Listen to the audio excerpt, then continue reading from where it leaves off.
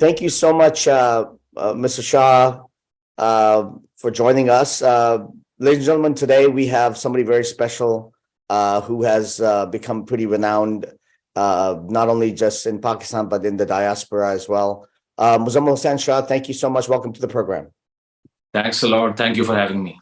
No, thank you for making the time. Let me just get straight into it. First of all, a lot of people that I know always want to know. Sometimes in your background, you have a bunch of pictures. Yeah, Just a little bit about that, please. Who do you have in the background normally? Well, actually, it was a gift by a friend, so I just opted to, make it a wall hanging. And there is that big photograph of Nietzsche, who's my favorite philosopher. He was from Germany, an existentialist, and somebody who had a profound impact on my thought as well. Apart from him, there is a picture of Mr. Parvez Woodboy, who is a physicist in Pakistan and a renowned writer as well as a social critic as well. And then I guess there is Yuval Noah Harari and Neil deGrasse Tyson and 3-4 other frames as well. But it doesn't mean that I fully endorse all these people. It's just, the acknowledgement of their work. And I think it's a good background to have. So it's not very, it's not very meaningful in terms of whatever they have done. But it's just an aesthetic sort of a remark. Well, I interviewed Mr. Dr. Hoodboy prior to you, and I think you and Dr. Hoodboy, even though you come from different fields, obviously have the same level of enthusiasm and conviction when you talk about Pakistani politics and the future of it. I think that that has come across pretty clearly to a lot of people. So I wanted to ask you, although I do want to point out one of my heroes, Christopher Hitchens. I think you have his picture too in the background. Yeah, the name, I'm my bad. Yeah, his picture is there. Let's not forget the good old Hitch. Let's not do that. Yeah. The Hitch slaps, yeah. Yeah. Do you consider yourself philosophically an existentialist, do you think? Well, I think I'm more inclined to that. The reason is because I've digged more into that particular frame of the Western political thinking. So obviously, I haven't been inclined towards that socialist path, which most of the Pakistani intellectuals at least are inclined to. So this is the difference that I got more attracted to somebody like Nietzsche or Kierkegaard or maybe Heidegger. So these people have inspired me to think beyond my biases and the prejudices that I have as far as the society is concerned. So I will call myself an existentialist here. Okay, because I know, and I have, obviously listened to your other interviews, and I know you don't call yourself a leftist, or at least not in a classical sense. And also, I think you have a pretty harsh critique of postmodernism, if I'm not mistaken. I actually attended lectures with Professor Darda, and I just wanted to, it was interesting. Let me try to at least paraphrase what you said, and I want you to comment on it. Maybe I misunderstood you. A host was asking you about your position on why populism has gained in the last, decade or so, and you sort of blame postmodernism for it. Can you get into it a little bit with me? Well, basically, the criticism that I tend to have on postmodernism is, the negation of that scientific truth. And the other thing that I find very problematic is, that oppressive mentality that everybody who has lost a particular battle is basically an oppressor, and we have to sympathize with them. So when Marxism, basically the classical Marxist sense, after the Bolshevik Revolution and what happened in China, so when they realized that the atrocities which were committed there were too much to defend, so they, this entered into a cloak of postmodernism, basically. And there's a very brilliant book by Professor Stephen Hicks. The name is Explaining Postmodernism. So it's a very great critique on this entire theoretical framework. But where I find it problematic is that oppressor-oppressed duality that it has created. And I don't think that's the way to reach the conclusion in any matter. But the other problem is that the negation of scientific truth maybe or of scientific rationality or of demonizing reason.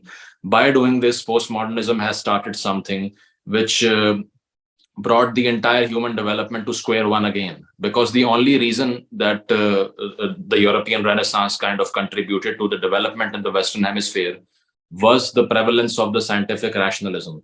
But when something is attacking that with full force again, the same force that at some point in time the theological forces were using. So that means that the entire distinction of the Western society, it falls on the ground. So what I think is that this entire French postmodernist movement is basically something which I can't agree with, though Nietzsche is somebody who has inspired the entire school, because he could be called the godfather of postmodernism, because he was the one who contested the idea of truth. Prior to him, it wasn't that contested. So even Foucault, somebody like Foucault, drew inspiration from Nietzsche in that regard. So obviously he has inspired a lot of postmodernist thinkers as well. But the problem If I may interrupt, Muzammil, what I was going to ask you, sorry. So you're basically, your main critique is moving from objectivity to subjectivity. You're basically saying that, and I heard you say in another interview that when all opinions are equally valued, that becomes a problem, right? I mean, so you're talking about, I just want to understand you correctly, that because they're saying that, subjectivity is extremely important, and Nietzsche being obviously beyond good and evil, and that kind of perspective where there's no objective morality. But what I really want to understand is, do you believe, because populism, whether it's Trump, whether it's in Brazil, whether it's in Italy now, whether it's Imran Khan or whatever, it's not new, and there's a trend that goes into people viscerally where they can. Let me just ask you the question. Do you believe that somebody like Imran Khan, let's say, who reduces bigger ideas to small statements and tries to sell it? I mean, Bhutto did the same thing, right? So it's nothing new, right? So I don't even know Imran Khan understands postmodernism, right? Or so what do you make of somebody like him then? Well, basically, he's somebody who has, offered that simplified solution of every complex problem. So the problem that I, kind of tried to explain with my criticism on postmodernism, I didn't blame the entire populist movement on the postmodern tradition. But what I tend to say is that when all opinions are devoid of quality, but still we have to respect them because we don't have to hurt somebody. And there is this emotional hemophilia flowing, just as Bill Maher says, that whenever you start making an argument and it hurts somebody, then they come up with the argument that I'm hurt. That's why you can't proceed with this. So that emotional vulnerability and basing it on the age of colonialism in the past, and just inflicting guilt on people just because their forefathers did something wrong. So this entire frame of mind has kind of fueled that idea. Okay, well, okay, so let's get in, let's dig a little deeper into that.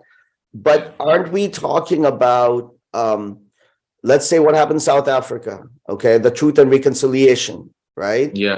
Where apartheid fell or apartheid was dismantled. In Germany, they're highly focused, what's the word I'm looking for? The really focused dismantling of their Nazi past and making sure they never forget it, right? A lot of people actually say that maybe if Pakistan and India did the same thing with the pain that they went through in the partition, that would be helpful. But would you consider that blaming our ancestors or their ancestors in what happened? Isn't that necessary to get beyond the hurt of the historical pain and suffering? I think if we start blaming the entire destruction of this society that I am living in on the colonial age, then we don't have any motivation to go beyond this because we are still stuck in the past. I'm not talking about colonialism. I'm talking about what we did to each other. I'm talking about what happened in the partition. Millions of people died. The British didn't do that. British caused the partition maybe, but we killed each other, right? The point I'm trying to make is, and you brought up Bill Maher, and I have I used to be a huge fan. And again, he has evolved over time, as you know. he was kicked out of ABC because he said that the people who flew their planes into the towers were the ones who had more courage than the people on who bombed people from thousands of feet or something like that. The point I think he was trying to make was, I think he was fired because of free speech issues. So let me just ask you that in a place like Pakistan and to be honest with you, most of the Muslim majority countries where freedom of speech is extremely limited, isn't that something to do with the fact that our cultures are not open to discussion to begin with? I mean, you can't discuss many things in Pakistan openly, right? So how would you compare that to the things that are happening in the West, where people are saying, look, don't hurt another person, understand their sensitivity. We're not even remotely close to that in Pakistan. So how is that a problem in Pakistan or related countries? Well, basically in Pakistan, the movement of individualism has never been there. So firstly, if you're a thinker or a journalist or a writer, the first thing you need to do is to assimilate with the societal thinking.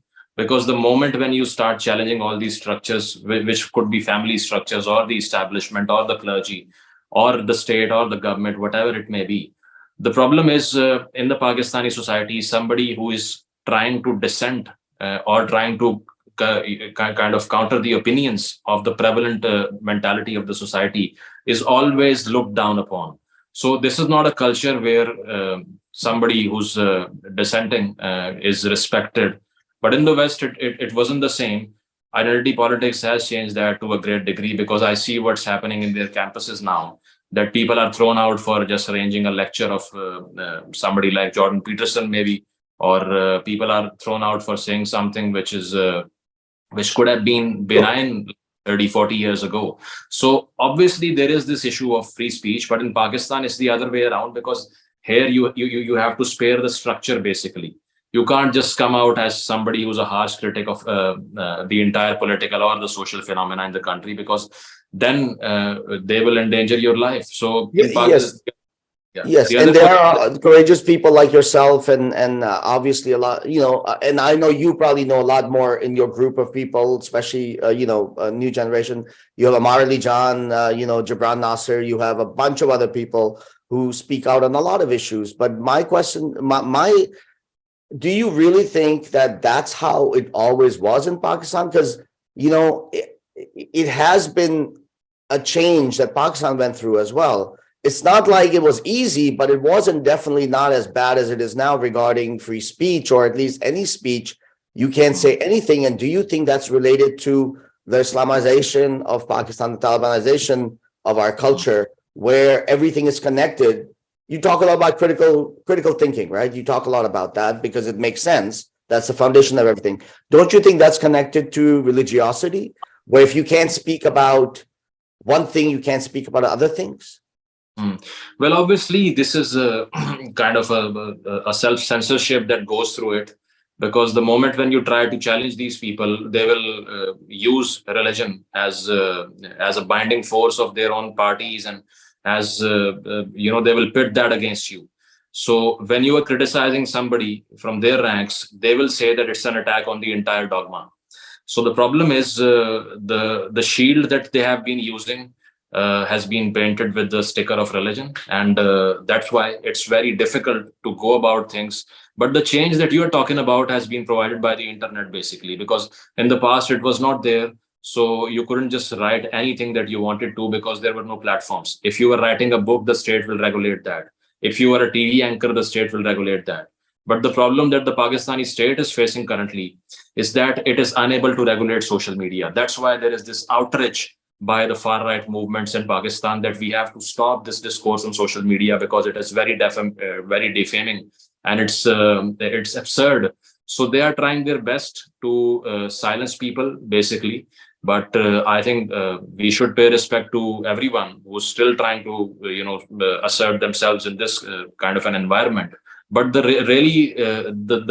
fuel of this entire change is basically internet, same as the printing press did in the Europe, when Gutenberg press, yes.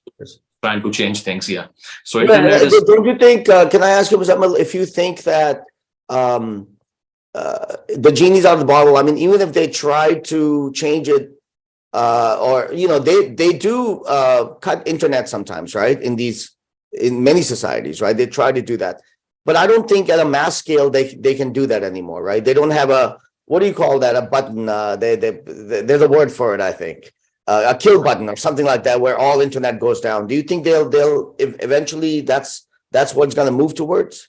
Well, I think countries like Afghanistan or North Korea or Iran can afford that, but Pakistan cannot. The reason is that we are too allied to the Western institutions. If we need an aid from IMF or we need to go to the World Bank every single year, we can't just wipe out human rights and then demand a monetary aid from them. They'll sanction us. So our dependence on the Western world is kind of working as a bliss for many people in Pakistan as well, because they know that they can't really wipe out the entire discourse. But the domination of China is a concern, because obviously the Chinese mentality is very evident.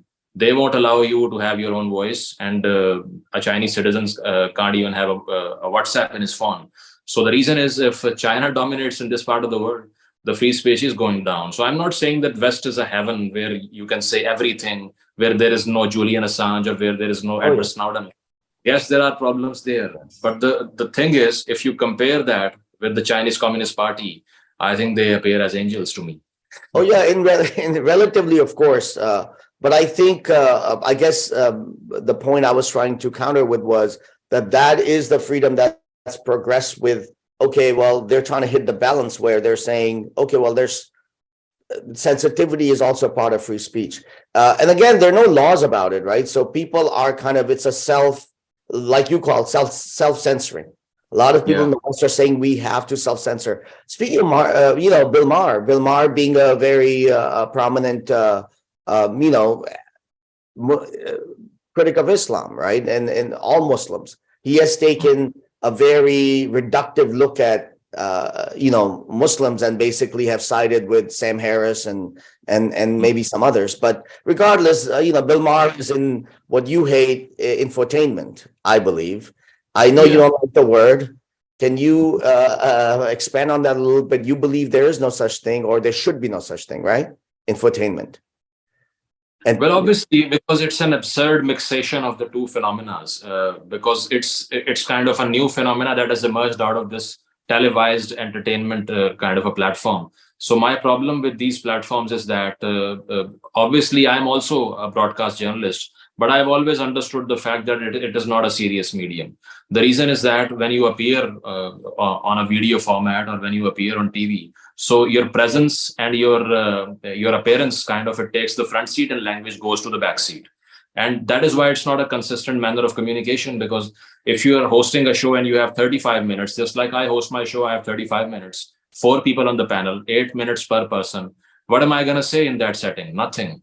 The reason that I kind of abhor these new emerging technologies, though I have to adopt them as well, is that they don't provide a serious, consistent manner and a chain of communication for the reader as it used to be in the books. So that's why in this kind of a platform, entertainment will go for the longer run than the information age, because that's where it sells more. Yeah.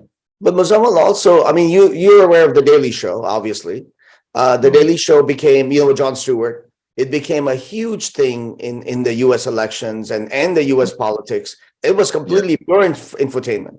A lot of it was said with, and again, I see your point. The only thing is, then people would say, aren't you expecting a lot from everybody else? Like, everybody doesn't have the time to delve into things deeply or more seriously, because people have to, go to jobs and raise families and try to put food on their table. So the word elitism would get thrown around, and it has been thrown around in Pakistan a lot, because we always had a core group of people who would always have a different perspective. But do you get accused of that? No, I've never been accused of that. The reason is that I'm not accusing you, but I'm surprised you haven't been, because that's something every time people talk about, hey, these people, they should be given something else. People say that's an elitist perspective. How come you don't see it that way? Well, they kind of see me as somebody who's a part of their own struggles as well, because I've I rose from the lower middle class background basically, and I was saying things that were supportive to the communities who were sitting on the fringes in Pakistan, just like the Baloch people or the Pashtun people or the Gilgitis. So when somebody is raising the voice for them, they won't see him as somebody who's elitist. I don't So mean to suggest that those, people that you're raising the voice for. I'm talking about your people in media, other people who are of your, other journalists, when they hear you say something like, well, this whole medium doesn't give enough for me to communicate to people, they'll be like, well, that's well, how it is, and everybody doesn't need what you're trying to sell them. I get that, but Yeah. I don't really agree with the fact that if you're too occupied with making ends meet, then you can't think. Because I think that the difficulty is the right kind of a setting to think basically, and to think deeply as well. Because when you are posed with difficulties, then you find answers to the questions that life is asking to you. So elitism basically is a bubble in which you live a very comfortable and a very hedonistic life, and in that kind of a life you don't have to find those answers that a person who is suffering will get to find. So suffering is basically, the recipe of the entire human greatness in the past. So anybody who's trying his best to make ends meet, it could still go and look out for the truth there. It's all about the intellectual seriousness. I have seen people who have been occupied their entire day, and they still get to find some very good stuff to talk about. They have substance in their communication. And then there are people who are totally free and who have nothing else to do, but they still keep consuming these seasons on Netflix. So basically, it's Sure, the sure. Yeah. Yeah, no, it's the I understand what you're saying. I'm not saying everybody's one to another, but I take your point. Okay, well, let me bring this to the other side then. Um, why has there not been an uprising in Pakistan? Most people are poor. Majority of the people are suffering due to corruption and due to waste. How come you think it's missing? How come the Kisans and the daily workers have not taken up arms? Well, basically, the first thing is the fault line, because the Pakistani society is so badly disintegrated that there is no feeling of assimilation. They have never became a nation. The reason is that the entire project of the country's incarnation on the map of the world was artificial. They were forcefully fed with the idea that they are all Pakistanis, and they were never kind of given a free hand to assimilate with each other, to connect with each other. The Baloch was told that you are a Pakistani and forget your identity. The Pashtun was told that you have to fight the war in Afghanistan, and even after that, we will demonize you and we will carry out these operations in your areas. Only, in the upper Punjab area, you could feel a Pakistani sense prevailing. So that's why the number one reason is the disintegration, because they didn't become one nation, something which the French did before the French Revolution, because they felt that they are a nation oppressed by the clergy and the nobility. And the Americans also felt as one nation, but we couldn't.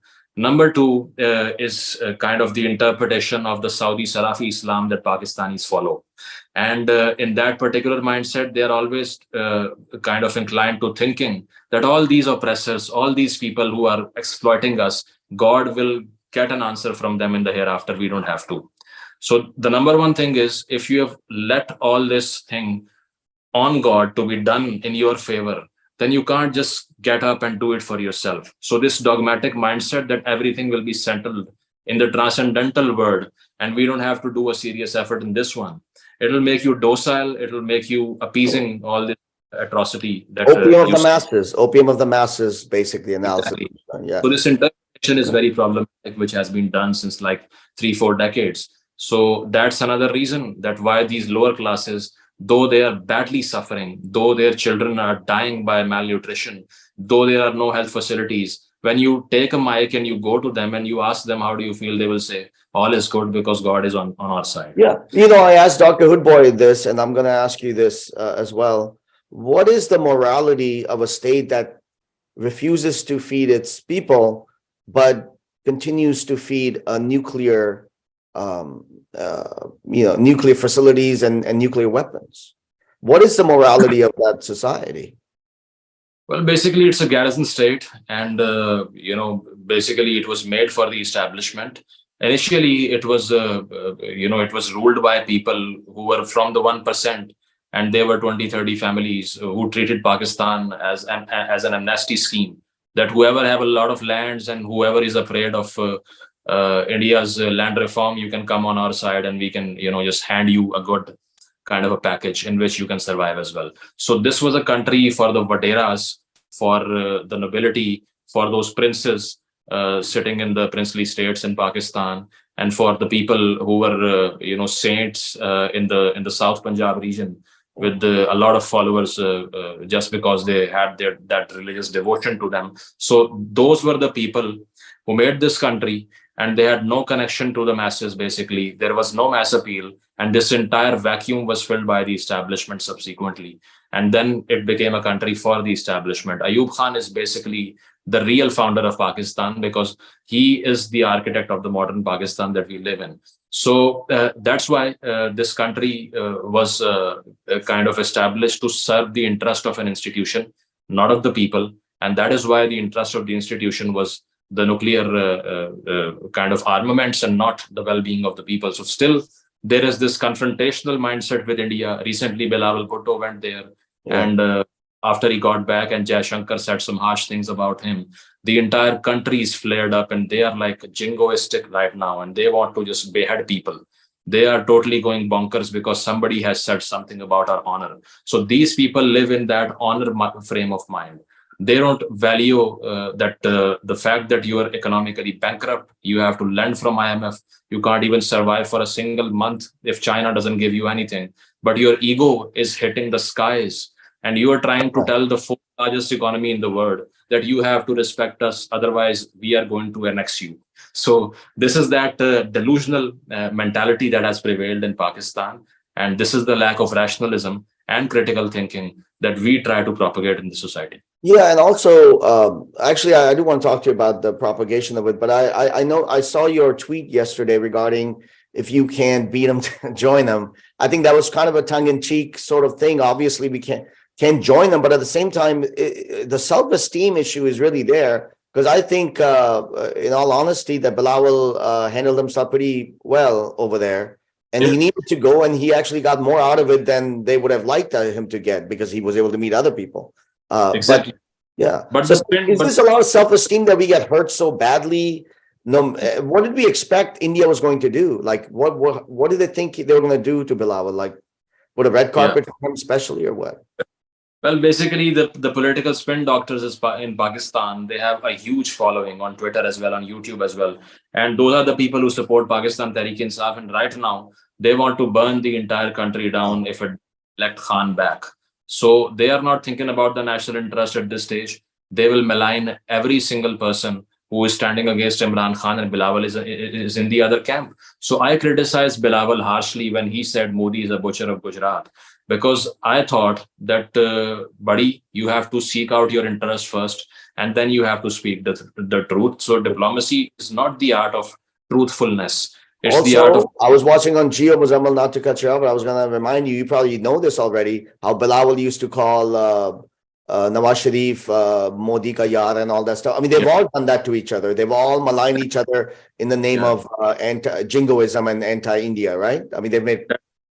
That's right, but the problem with this narrative that you have to keep the honor intact when you're talking to a foreign country, I think it's pretty delusional, because in the international sphere only Machiavellianism works, and that is the art of manipulation. If you're seeking out your interest and maximizing the interest of your people, you don't have to care for the honor and all that. Look at the Japanese. The Americans nuked them, but they're still cooperating with them. They haven't kind of created that trade embargo with America. Look at India and China. They are fighting a war, practical war in Ladakh right now. They are still talking to each other. The problem, and they're trading with each other. They trade. Dr. Hoodboy made the point that India and China still trade with each other as well. On a massive scale. So there is no, because they know that our interest comes first, and then comes the honor that we kind of value too much. So these kind of honor shaming culture in Pakistan, it's everywhere. And that is the reason that we have failed at the international front, because we have taken and picked fights that we shouldn't have done. Yeah. Because religion also, that's the problem too. When you move toward religiosity, you move towards extreme tribalism. You got a Yeah. superiority complex. But again, that's at least how I see it. But let me ask you something. You're speaking of honor. I was going to ask you, do you think when Imran Khan, it was 390, right? That was taken off in Kashmir, I believe. Yeah. So at that point, Imran Khan said in the parliament, which he hardly went to, and said, "What do you want us to do? Start a war?" Right? I mean, that was the point when they had to make a decision, and they made their decision. Yeah. The establishment, the garrison state, everybody made their decision. So it just seems like they had no future plan after that. They didn't think that, okay, we would have to deal with this after that. Like, what is their state of frame of mind now? They had to accept that because they know that they can't initiate something they have done 4 times in the past to complete futility. I mean, they have initiated 4 wars with India, and they weren't able to capture a single square mile. So what does that tell you? Stop this jingoism. In 1999, when Bajpayee was coming to Pakistan, he went to Minar-e-Pakistan with Nawaz Sharif, and that was a massive gesture in the Indo-Pak relations, because that was the acknowledgement of the state of Pakistan, that the Indian PM was standing at the national monument of the country, and they were talking about resolving the Kashmir issue. And then there is Parvez Musharraf, who kind of crosses the border and does Kargil. So the reason that this dialogue has always been sabotaged is because it goes against the establishment's interest, and that's why we saw that. Anybody who tried to make a serious efforts of maintaining good relationship with India was kind of slapped with the term Modi ka yaar or Ghattar or Kashmir ka sauda karne wala. These terms were basically used for people who wanted to fix things in Pakistan and India. But mostly civilian politicians. When I remember, I'm old enough to remember Muzammil in 80s when there was we were at a flashpoint. Ziaul Haq flew to India to attend a cricket match. Nobody said a word then. I mean, maybe a few, but nobody could say anything, frankly. And when Musharraf did some gestures, right? The Pakistani kind of the establishment, actually, it only demonizes the civilian politicians. Why would they demonize their own predecessor? I mean, the last government tried the last from the last, basically. They kind of wanted to try Musharraf in courts, and a judge also sentenced him to death by hanging. But nothing could take place, nothing could materialize. The reason is that you can't kind of make an example, or you can't kind of set a precedent that if an ex-chief is trying to is kind of getting convicted, then that sets a precedent that you have to be accountable to the people of Pakistan, which they are not. So the reason is any civilian politician who tried to fix things within this region between Pakistan and India, they were called a traitor, and that's the reason why nobody tries to go down that rabbit hole anymore, because they know that they will lose a lot of political capital as well, and they will be thrown out as well. Muzammil, are you writing a book or thinking about writing a book at any point? Well, I have a kind of a couple of ideas in my mind, but haven't really gotten the time to start writing. But I think this is the year when I'll start writing a book, basically, because I have had a great digital footprint, and now is the time to convert that to the textual format, maybe, because I think book is a legacy of a person that kind of outdates him as well. So that is something I wish to do, and to do it very soon is a wish. Yeah, I'll start working on it soon, I think. I know Bilal Zahood, who started Folio Press in Lahore. I don't know if you know him personally, but he's trying to bring back, at least local publishing and all that quite a bit. Is the book culture pretty slow and still very limited even in the big cities in Pakistan? Well, basically, it's about where do you belong from. If somebody who's living in a big city, who's privileged enough, who has had a good job, and who is pampered by the family, so they are kind of students who do not strive a lot on campuses. They just go there to get a degree and get to run the family business. But I've seen this reading culture prevailing in the peripheries, especially in Balochistan and in Khyber Pakhtunkhwa. The students there, be it a Baloch student or a Pashtun student, they are searching for answers more than somebody who's living in Lahore or Islamabad, because they have been kind of treated harshly in the last 30, 40 years. So that's why the condition that they survive in is very, very problematic, and that always makes you search for answers. So I've went to these universities for public speaking, and I've seen those students kind of getting a lot of interest in philosophy, in history, in politics. And every other day, I get to see a lot of messages from people who want me to recommend some good books to them. So that shows that there is some curiosity, some reading culture kind of getting redeemed in Pakistan. But in the big cities, I don't think it is happening in that scale. And when we say reading culture at this point, obviously the availability to the new generation, which wasn't there when I was growing up in the 80s, was, I mean, you have YouTube. I mean, you have audiobooks, you have insane amount of information. I assume that all is, I mean, that's where they're seeking a lot of these things at this point, right? I mean, even people who can read can hear, obviously, Exactly. and they can go to YouTube and listen to lectures and listen to things they're interested in. Is that, do you think that that is happening at a wide scale? It is, because the availability of this mass level information is unprecedented. It wasn't there, especially in a country like Pakistan, where you will find all the good books banned. So where are you going to access them? Nowhere. So So, internet has provided them kind of a doorway through which they yes. can enter this massive space. And there are people who kind of watch these podcasts. This podcast culture is also kind of taking place in Pakistan, and it is totally fine to people to watch a podcast which is like 2 or 2.5 hours long, because now they're kind of striving to maximize their attention spans, and they treat that as a book, because if they can't read, they can watch. So that's easy for them. Definitely. Dr. Hoodboy said one thing interesting that kind of surprised me, and I wanted to get your take on it. I asked him about literacy. He said literacy was not as important as, at least that's what he believed at this point. This was just a month ago or so. He thought that skilled labor and training for that is more important. Well, what's your take on that overall? I think Literacy basic versus that, or however, yeah. I think basic literacy has to be there, even if you have a skill and you can't just write your own name down. So it would be a problem in pursuing whatever career you are trying to pursue. But the problem is this institutional literacy in Pakistan. It doesn't help a person to think out of the box. I mean, I've seen PhDs in Pakistan who are completely hallucinated by this dogmatic delusions that they are stuck in. So the generation that grew up in Zia's time, I have seen them taking degrees from the top universities and still not being able to think by themselves or to write anything or to be creative, because this institutional education in Pakistan is a complete hoax.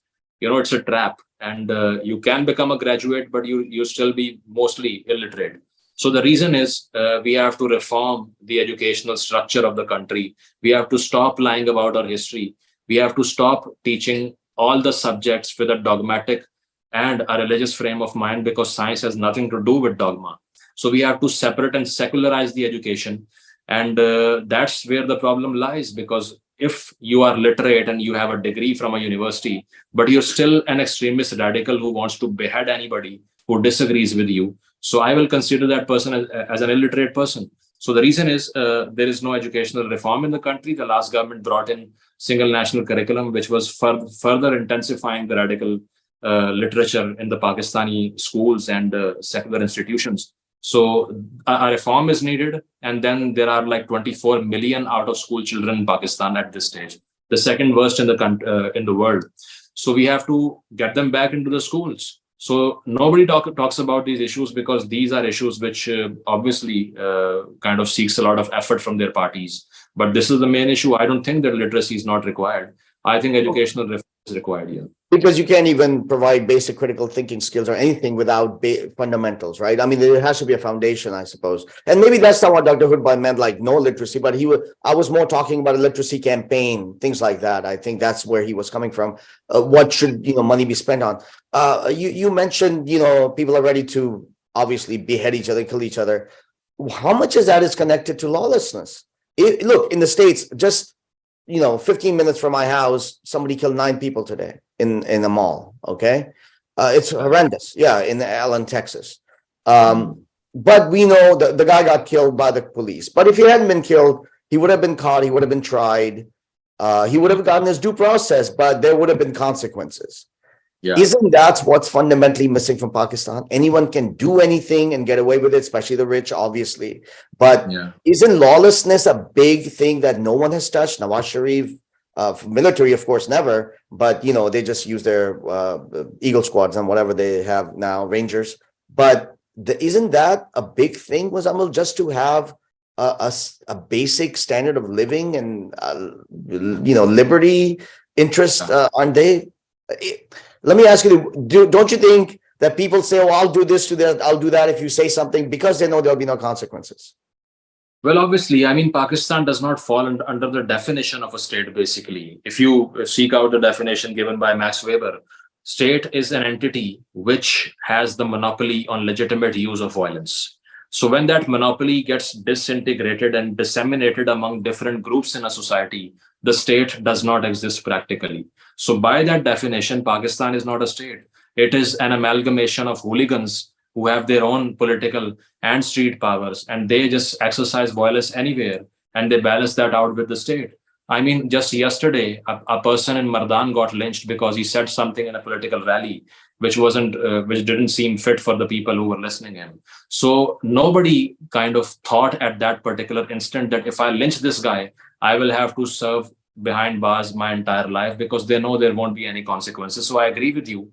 The problem is that the monopoly of the state has been badly challenged, and the clergy and the far right groups have been weaponized in the Afghan war, and now they have transcended the power of the state as well. Even the army chief is afraid of them, and even he has to get the affirmation of some clerics about his religious faith before getting selected as an army chief. So that tells you the situation, that even the state is petrified by these groups who could kill anyone at any point on any pretext. So the reason is the centralization of the legitimate use of violence is not there. And there are many big groups. Some are politicians, some are like Vaderas, and some of them are madrasa teachers and all that. They have their own monopolies. They exercise violence freely, and they negotiate with the state. So Anatol Lieven calls Pakistan a negotiated state for the same reason, because he says that there are several groups who negotiate with each other, and if negotiations fail,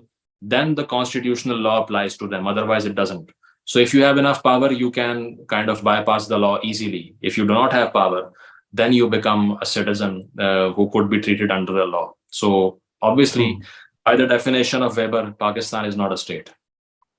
So it's not even a matter of failed state, it's a matter of not a state. Lessness.